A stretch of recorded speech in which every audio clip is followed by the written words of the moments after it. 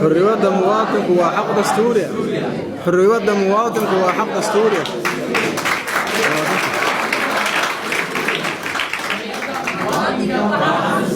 أما سنتين بسم الله والحمد لله والصلاة والسلام على رسول الله بعده. مدحوين حسن الشيخ مدحويني هو دلك احنا قدوميها UPD حزب UPD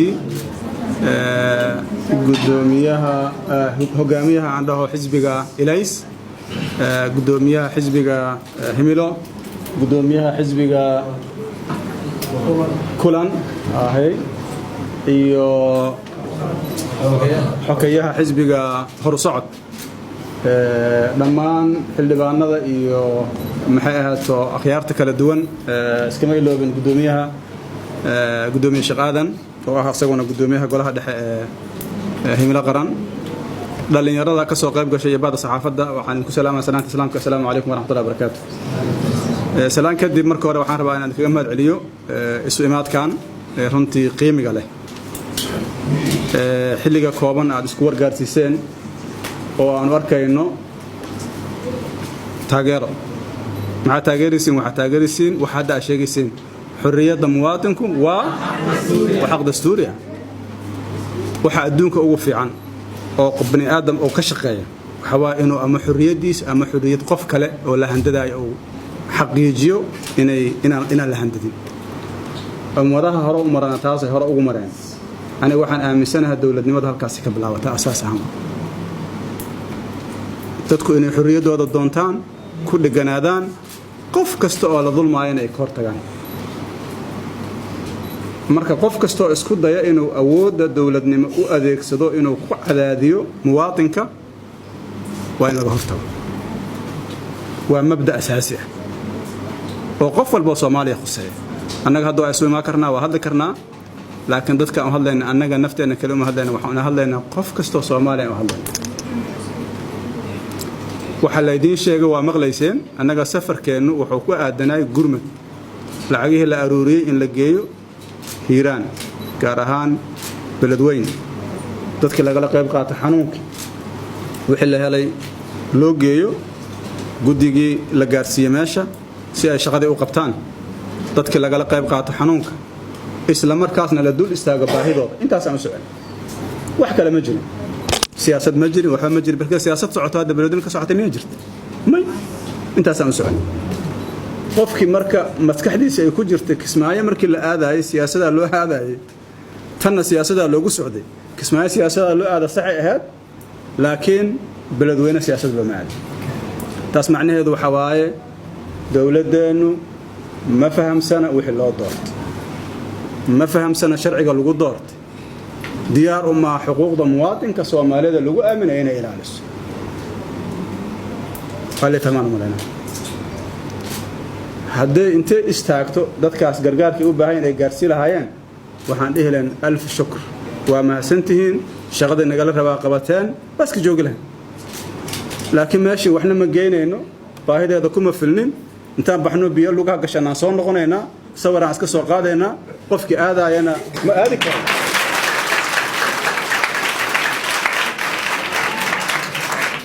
aniga sideedaba siyaasadda saraaxadan ka aqaan been kama aqaan wax sax ma madaxweynaha Sacuudi ku warbixiyay waxa la tagay hal saac oo subaxnimo waxa laga baxay 5 saac iyo googo intaas mar walba qiso cusub aan loo alifay marka ugu darada waxay ahayd war garoonka biya galcanaya ma lagu dagi karaba waxaan war garoonka annaga dalkaana deganaa waan naqaanaa biyo kama jiraan waxaan la qaado waana la geeyay meesh astaghfirullah ana lama geeyna dhaxal naga la soo celiyay markaan beledweyne kor tagnay oo garoonkii aan aragnay taasoo kala jiray baalki xamar markaan ku soo dhowna ya بايلوتكي وحول الدوضي مدحين مش هيا مدحين حس الشق حول مدحين قرانك وقويين هاي دنا قويين لو مدقي كر نية وحنا أتوسيس وحي أربورك اللي قلت سوا وحبك مجرانة وإذن علنا أنا أو إذن ما وضع ماشي نيك مسكحدي سواء أسبد الشيء حرير وسمايس لمركي ديارات ملتري أو ديارات ده أنا قام بدنا مركي أو جرت الله مركع علص أو دلك إثيوبيا اللي قال لي كدكت بايلوتك ومغلاي وكل الجري وينكي مركع ماشي تقني أربورك سيد الذين شاق أربور دقيق بجبيس كروا يعني لقى بورس كر قف كان بيهيسن beenta intaas la eg inay madaxda dawladda ku mashquusho oo dadka ku mashquusho oo annaga intaas nagu rafaadis runtii waxay nala noqoto waxaan fiicnayn marka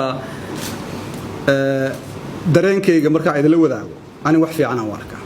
sababtuna waxa dadka Soomaalida waa dad baariyaala waa dad fudud ay fududahay inay ku aaminaan dawladdu mar walba tilaab kasta ay qaado waxa imaanaya wax looga aamin ba anaga laftigeena dad waaweynana hadda macna hadda maanta waxaan soo xaqiijinay garoonka wixii laga sheegay inay been ahaayeen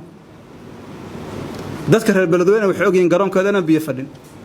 adinka hadda warbixina qaadanaysiin dawladdu inaysan awood u lahayn anaga mucaarad waana laakiin mucaarad wax dhisayaan maxaa wax ku dhisaynaa sharci qoryamaan ugu aragtay aniga xas shaqo wadana maya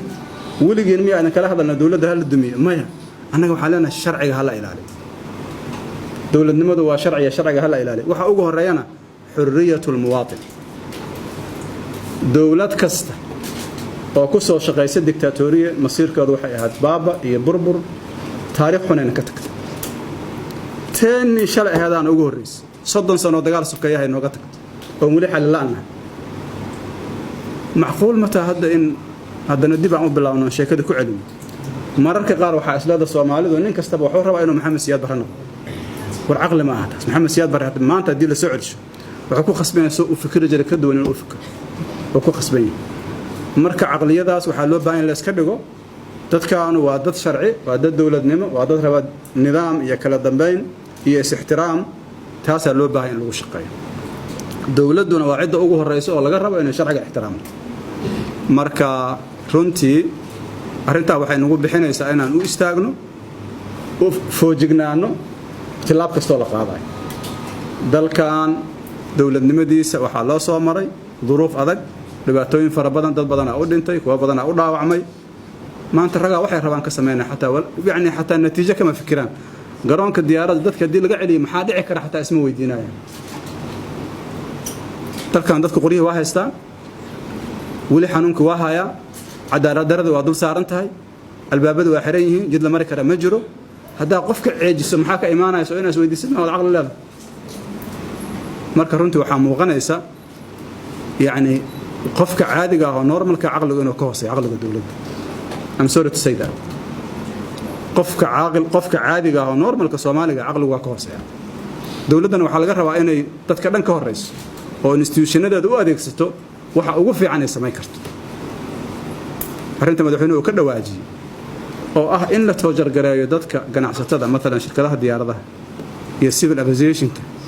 waxa rabaa inay bareeraan oo ay dhahaan go'aankaas annaga soo saarnay siyaasi waay laakiin ina adeegsaday wiilal masaakiin oo soo shaqo tagay oo reerkooda u soo shaqo tagay waa nasiib darro haddana madaxdii qaar kamid ay handadaan oo dhahaan tilaabo laga qaado oo maxaa tilaabo ka qaadaysaa adaa dambiile qofkan waa shaqaystaa waxa siisa shati oo ku duulo shuruudaha iyo soo buuxiyay waa ganacsana waqtigiisa yaa cuntay madax wareera ku riday garoonka markuu tagana biyo kuma jiraan marka yaa dambiila أنا وحن قبا شركة إنها دعوتان قباني مش دولة إنها دعوة شركة إنها دعوتان قبا والدعوة كفرت السيفل أفيشن كي دولة شيء صح لا تسوى ماذا شان وحي أتاجنت حقوق المواطنين الصوماليين يعني هذا الكريم اللي ظلمنا مالين كست ظلم كاسي يمد لمدا حفيسة الدولة ذكر عن مالين كست صومالية مغلى عبشدين سوق قارسية ماذا شان والله ثم والله ديارنا وقادنا ماش ugu sareysan gaarsiinayna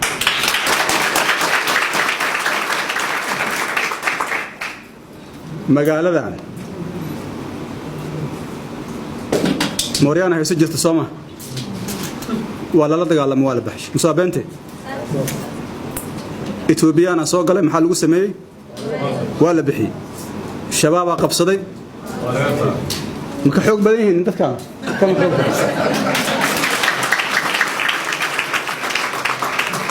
والله ثم والله والله ثم والله والله ثم والله هذا سن جورجين وبحنينا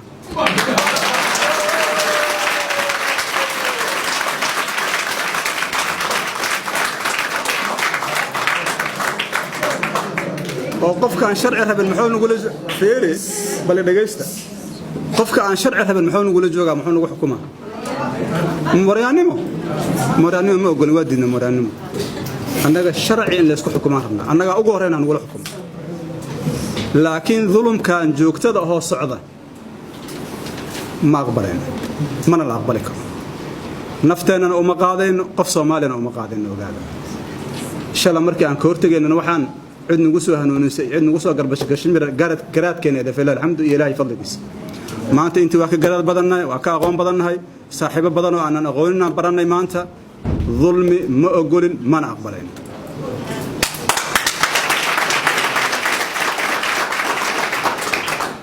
dalkan sharci uu leeyahay sharcigaas aan lagu kala dambeeyay sharciga cid ka baxda horteedaan taagana waa ku talagasho oo maxay shaab uga duwan yihiin waxay uga duwan yihiin lama kan waa ku soo jargareeyay wuxuu ku yiri diinta aniga sidaan rabo u aamin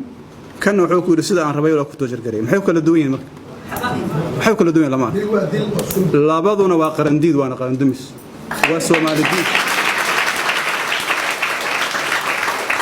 waa Soomaalidiid waa midnimadiid marka waxaan leenahay kafa bad ku joogsada meeshiina ku joogsada Soomaalidu maanta maalintii la baaxsi jira ma aha dawladnimada waa la idinkaga faham badan yahay waa la idinkaga xoogaarsan yahay maantana dadku waa soo jeedaan marka waxaan leenahay waxa taagantiin maanta aqli daradiina gargaar bani aadanimo lama geey karo dad dhibaataysan oo Soomaaliya lama gaarsiin karo baladweyne lama geey karo yaa idinka aqbalay marka waxaan rabaa walaalahay inaan isku khaldamin inta ay sharciga dhowrayaan sharciga aan dhowrayna haddii sharciga diidaan anagana waa diidna iyaga